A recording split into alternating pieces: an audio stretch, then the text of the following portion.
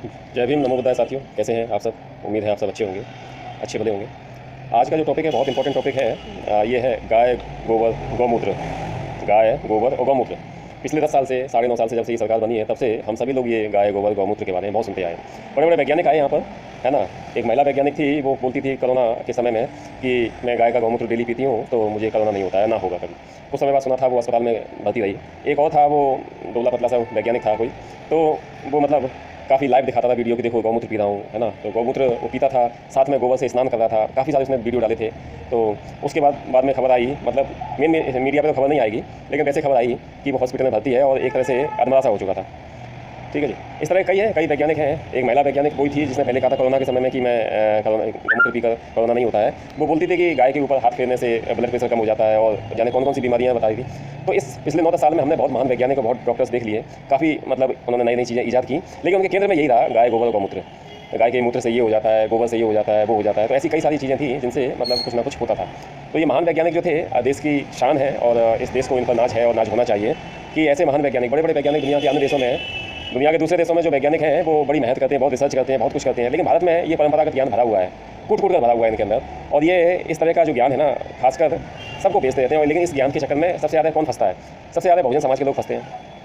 तो मेरा ये कहना चाहता है, आज का टॉपिक जो है गाय, गोबर, गौमूत्र के ऊपर है। आज हम समझने का प्रयास करेंगे ये लोग ऐसा क्यों कहते हैं, क्या वाकई में कुछ होता है? होता है तो इनको ही क्यों फ़ायदा होता है, हमारे बहुजन समाज के लोगों को फ़ायदा क्यों नहीं होता? तो दोस्तों, ये जो वैज्ञानिक हैं, ये इनका जो मेन उद्देश्य होता है, चूँकि सरकार का ही मेन उद्देश्य है जो तथाकथित सनातनी या तथाकथित हिंदू धर्म जो बनाया हुआ है इन्होंने। एक्चुअली हिंदू धर्म ही नहीं है, हिंदू नाम आप गूगल पर सर्च करिएगा, उसका मतलब होता है काला, चोर और इस तरह के शब्द हैं जो, क्योंकि वो अरबी लोग आए थे, है ना, उन्होंने मतलब इनके लिए ऐसा कहा था। बाद में इन्होंने इसको गर्व कर लिया, गर्व का वो कि हम हिंदू हैं, हम महान हैं, हम ये हैं, वो हैं। आज हिंदू हिंदू चल गया पूरी जगह पे। तो जब ये आए थे तब शुरुआत में वैज्ञानिक ब्राह्मणों ने भी कहा था कि नहीं, हम हिंदू नहीं हैं, हम ब्राह्मण हैं। आज भी किसी ठाकुर बनिए या उसे पूछो तो वो पहले ये कहेगा आप कौन हैं? हम ब्राह्मण हैं, हम ठाकुर हैं, हम बनिए हैं, हिंदू नहीं कहेगा। एक्चुअली हिंदू होने का ठेका बहुजन समाज के और खासकर ओबीसी समाज के सिर पर रखा हुआ है। यही इस धर्म की रक्षा कर रहे हैं, और इस धर्म के जो पोखलीला है ना, जो पाखंड है, उसको यही लोग ढो रहे हैं। और इसमें जितना भी आज ब्राह्मण जितना जातिवाद नहीं कर रहा है, उससे ज़्यादा ये लोग जातिवाद कर रहे हैं। और ये सब लोग इसी चीज़ में लगे रहते हैं कि कैसे इस चीज़ को आगे बढ़ाया जाए, उसमें क्या क्या ईजाद किए जाए। लेकिन ये लोग इस चीज़ का ईजाद नहीं कर रहे हैं कि कैसे आप अपने बच्चों को पढ़ाएं, कैसे कलेक्टर बनाएं, कैसे जज बनाएं, कैसे डीएम पीएम सीएम बनाएं, ये नहीं करते। लेकिन वैसे ही मतलब काल्पनिक धर्म की रक्षा में लगे हुए हैं। तो दोस्तों, मेरा आपसे कहना यही है कि बहुजन समाज के लोगों को कि आप इस चक्कर में मत पढ़ो। परम पूज्य बाबा साहब ने कहा था कि 2 घंटियाँ बजती हैं, एक मंदिर की घंटी बजती है सुबह सुबह, एक स्कूल की घंटी बजती है। मंदिर की घंटी बजेगी, उसमें भेजोगे बच्चों को तो काबिल बन के निकलेंगे, कुछ बन के निकलेंगे, और मंदिर की तरफ भेजोगे तो जाहिल बनेंगे, मूर्ख बनेंगे। लेकिन हम लोगों ने क्या किया, आज़ादी के बाद उन लोगों की समझ में आ गया था कि अब संविधान के हिसाब से राज चलेगा, और राजा का बेटा राजा नहीं होगा, है ना। तो हमने जो अब तक कुकर्म करे हैं वो कुकर्म अब नहीं चलेंगे। लेकिन हुआ क्या, हमारे लोगों ने ना ही मंत्री, संतरी, न्यायपालिका, विधायिका, इन सब में इंटरेस्ट लिए भी तो गुलाम बने रहे। आज भी देखिए देश के टॉप पदों पर जो पद पे जो बैठे हैं महिला, उनसे पहले जो पुरुष बैठा था, ये गुलामी है। मंदिर इनको बार बार भेज दिया जाता है मंदिर में कि जाओ तुम्हारी, और वहाँ पे जाके इनकी इज्जत उतारी जाती है, इंसल्ट की जाती है। तो इससे बहुजन समाज के लोगों को क्या संदेश जाता है कि आपको मंदिर जरूर जाना चाहिए, भले ही वहाँ पे कुछ भी हो, बेइज्जती हो या कुछ भी हो, आपको मंदिर जरूर जाना चाहिए। और इस सरकार ने क्या किया कि लोगों की पढ़ाई लिखाई की व्यवस्थाएं कम कर दी, फीसें महंगी कर दी, हायर एजुकेशन में तो बहुत ज़्यादा हालत ख़राब है। इवन कई सवर्ण हैं जो अमीर नहीं है, वो तक परेशान है, लेकिन वो कहेंगे कुछ नहीं, क्योंकि वो जानते हैं उनके अंदर इतनी एकता, इतना सब कुछ है कि वो कहेंगे चलो हमारे लड़के को कम भी पढ़ लिख गया तो कहीं ना कहीं सेटिंग बना के लोग निकाल देंगे। असली नुकसान तो किसका है? असली नुकसान SC ST और OBC के लोगों का है। तो ये देखकर उनको बड़ा खुश होता है, अच्छा लगता है कि पैर की जूती है और पैर की नोक पर ही रहें, जूते की नोक पर ही रखें इनको। तभी तो कोई भी ऐरा गैरा आता है, सूअर का बच्चा वो मुँह पर पेशाब कर देता है, मल खिला देता है ना, और ट्रकों से घसीट के मार देते हैं, न जाने क्या क्या हथकंडे अपने रात रात में बांध के मारते हैं, खूंटे से बांध के मार लगाते हैं, चाहे बच्चा हो चाहे बूढ़ा हो। इनके लिए उससे कोई मतलब नहीं, इनके लिए केवल उस विशेष जाति का है। और सच कहें तो हम लोग भी इसके बहुत कुछ हद तक जिम्मेदार हैं। आप सोचिए, हमारे पुराने महापुरुषों ने भी कहा कि अन्याय करने वाले से ज़्यादा अन्याय सहने वाला बुरा होता है। हम अन्याय सहते आ रहे, लगातार सहते आ रहे, और सच कहूँ तो ये हमारे ब्लड में आ चुका है, बहुजन समाज के लोगों के ब्लड में आ चुका है। वरना क्या वो थी कि एक आदमी, एक सूअर का बच्चा आए और आपके मुंह पे पेशाब कर दे, और कुछ लोग वहाँ पे वीडियो बना रहे हैं और किसी की हिम्मत नहीं पड़ रही। एक बच्चे को 15-16 साल के लड़के को खूंटे से बांधा, रात भर पिटाई करी और तरह तरह से उसे टॉर्चर किया, लेकिन मजा पूरे गाँव के लोग वहाँ देखते रहे, उसी जाति के लोग देखते रहे जिस जाति का वो था। तो बहुजन समाज के लोग एक तरह से इनको क्या कहा जाए, हिजड़ा कहा जाएगा, हिजड़ा। तो आप खुद अन्याय सह रहे हो। अगर आप इतने सारे हो, 85% से ज़्यादा हो, और खासकर अभी OBC की जो मतलब अभी एक मध्य प्रदेश की जनगणना आई, मध्य प्रदेश की जनगणना का एक आया था मेरे पास, तो उसमें 50% से ज़्यादा OBC है मध्य प्रदेश में, 17-18% SC है, 18-19% ST है ना, और बाकी लोग हैं, यानी कि मोर देन 80% तो यही लोग हैं। फिर भी आपके अंदर एकता नहीं है। आपके एक आदमी को कोई मारता है, आपके किसी व्यक्ति ने कुछ गलत कर भी दिया, तो आपको चाहिए कि कानून के दायरे में रहकर उसके साथ किया जाए। ये लोग उसको आपके सामने मारते हैं, घसीटते हैं, उल्टा सीधा करते हैं, जितना बुरे से बुरा कर सकते हैं उतना करते हैं।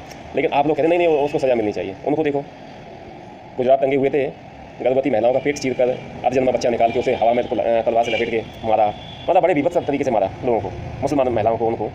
और उनके जो आरोपी थे वो छूट के आगे बाहर, क्योंकि सबूत के अभाव में, सबूत थे ही नहीं। सबूत होंगे तो ये लोग देंगे नहीं, क्योंकि सेम जात के इनके अंदर सबसे बड़ी एकता तो यही है, और बाकी पूरी प्लानिंग थी। तो सबूत के अभाव में छूट के आगे बाहर निकले, तो उनके साथ ऊपर खूब फूल मालाएं बरसाई गई, उनके साथ खूब अच्छा वो सलूक किया गया। तो ये सब क्या है दोस्तों? ऐसा आप लोग अपने लोगों के साथ नहीं करते हैं। जब तक अपने लोगों की टांग खींचना बंद नहीं करोगे, टांग खींचने के बजाय हाथ खींचना चालू करो। हाथ खींचोगे वो ज़्यादा अच्छा रहेगा, सब लोग बढ़ेंगे। टांग खींचोगे तो सभी के सभी नीचे जा रहे हैं, एक का दुक्का बढ़ने का प्रयास कर रहा है तो उसे बढ़ जान दो, कहीं ना कहीं कभी ना कभी तो काम आएगा ही। इसलिए मैं कह रहा हूँ दोस्तों, इन वैज्ञानिकों का, ये तरह तरह के जो बाबा नौटंकीबाज आ गए उनका, इस तरह के लोगों का इनका विश्वास ना करें, इनके झांसे में मत आएं। खासकर बहुजन समाज की महिलाओं से मैं कहना चाहता हूँ कि इन लोगों के झांसे में मत आएं। ये सब पागलपन है। ये गाय गोबर गौमूत्र जो चल रहा है ना, वो सिर्फ आपको पागल बनाने के लिए किया जाता है ये सारे काम, इसके अलावा इसका कोई महत्व नहीं है। अभी कुछ वाकई में असली जो वैज्ञानिक थे, उन्होंने 10-15-20 वैज्ञानिकों की टीम ने रिसर्च किया था, तो उन्होंने तो ये रिपोर्ट दी, गाय का पेशाब तो भैंस के पेशाब से भी ज़्यादा खराब है। और ये लोग जो आज गाय को अपनी माता मान रहे हैं और ये सब कर रहे हैं, बीजेपी सरकार आने के बाद में आपको पता नहीं है शायद कि जितने देश के टॉप बड़े बूचड़ खाने हैं वो इन लोगों के चल रहे हैं, भाजपा के नेताओं के और भाजपा से जुड़े हुए लोगों के। खत्री हैं, ब्राह्मण हैं इनके। और भारत दुनिया में बीफ के नंबर 1 है, एक्सपोर्ट में नंबर 1 हो गया है। वर्ल्ड ऑर्डर 3 के हिसाब से गाय भैंसों को इनको ही मारना है, क्योंकि इनके अंदर से मीथेन गैस निकलती है। इंसानों को ही मारना है, इनको ही मारना है। तो ये लोग पहले से पहले गायों को मारना शुरू हो गया। भारत आज दुनिया का सबसे बड़ा गाय के मांस का एक्सपोर्टर है। एक तरफ ये अपनी माता कहते हैं, और माता कितने 3-4-5 राज्यों में माता रहती है। इसके अलावा केरल वगैरह की तरफ चले जाओ, वहाँ कोई माता पिता का चक्कर नहीं है।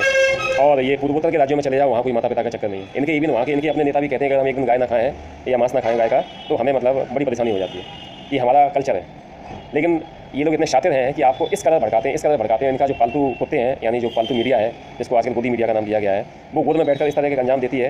कुछ कहानी अभी दिल्ली में देखो, राज्यपाल, मुख्यमंत्री, इन सबके घर ऊपर साइड में है और सब किसी घर पे एक बूंद पानी नहीं है, लेकिन वो दिल्ली डूब रही है, वो डूब रहा है, ये हो रहा है, वो हो रहा है, इस तरह की बातें करते हैं। तो इनके झांसे में नहीं आना है। खासकर महिलाओं को सचेत करना चाहता हूँ, जिनकी वजह से आज आप इस लेवल पर हैं। वो परम पूज्य बाबा साहब थे, उन्होंने हिंदू कोड में लागू करवाने के लिए, यानी कि आपकी भलाई का कार्य करने के लिए, जो सरकार ने नहीं किया था, उन्होंने इस्तीफा तक दे दिया था। आजकल के ये बेशर्म निकल में इन सूरों को देखो, कितनी बड़ी दुर्घटना हो जाए, कितना भी कुछ हो जाए, इस्तीफा देना तो बहुत दूर की बात है। वो महिला खिलाड़ी बैठी हुई हैं, उनका जो आरोपी है उसने इस्तीफा तो छोड़ो, अभी तक कुछ नहीं करा और बेशर्मों की तरह कर रहा है। दूसरा, इनका जो फालतू मीडिया है वो उन महिलाओं को ही गलत बताने में लगा हुआ है।